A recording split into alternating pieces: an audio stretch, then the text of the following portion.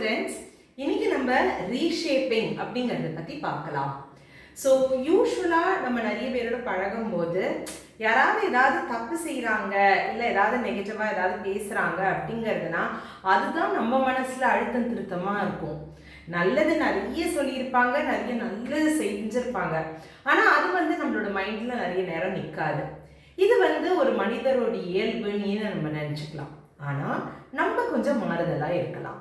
நம்ம ஒரு super market approach மாதிரி அவங்கள்ட்ட இருக்கிற நல்லது மாத்திரம் நம்ம நினச்சிக்கலாம்.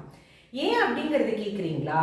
ஏன்னா இந்த மாதிரி நெகட்டிவாக நம்ம ஃபஸ்ட்டு எடுத்த மாதிரி நம்ம யோசித்தோம் அப்படிங்கிறதுனா நம்மளோட தாட்ஸும் நம்ம நெகட்டிவாக மாறிடும், நம்மளோட பேச்சு வார்த்தையும் நெகட்டிவாக மாறும், நம்மளோட பிஹேவியர், நம்மளோட பேட்டர்ன்ஸ், நம்மளோட திங்கிங் பேட்டர்ன்ஸ் இது எல்லாமே நீங்கள் பார்த்தீங்கன்னா நெகட்டிவாக மாறுறதுக்கு வாய்ப்பு இருக்குது.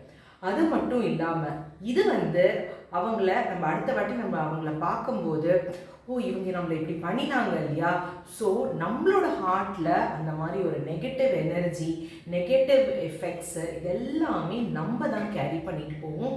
இது நாளளவில் பார்க்கும்போது நம்மளோட ஹெல்த்து தான் பாதிக்க வரும். ஸோ அவங்கள பார்க்கும்போது அவங்களோட நல்லது மாத்திரம் நம்ம எடுத்துட்டோம் அப்படிங்கிறதுனா நம்மளோட மைண்டை நம்ம ரீஷேப் பண்ணிக்கலாம். ரொம்ப முக்கியம் ஃப்ரெண்ட்ஸ். நம்ம நம்மளோட மைண்டை ரொம்ப பாசிட்டிவாக வச்சுக்கிறது ரொம்ப ரொம்ப அவசியம். ஸோ இனிமேல் அடுத்த வாட்டி நீங்கள் ஒருத்தரை பார்த்து பழகும்போது அவங்கள்ட்ட இருக்கிற பாசிட்டிவை மட்டும் எடுத்துக்கோங்க, உங்களோட தாட்ஸை ரீஷேப் பண்ணிக்கோங்க. இது ரொம்ப ரொம்ப அவசியம்.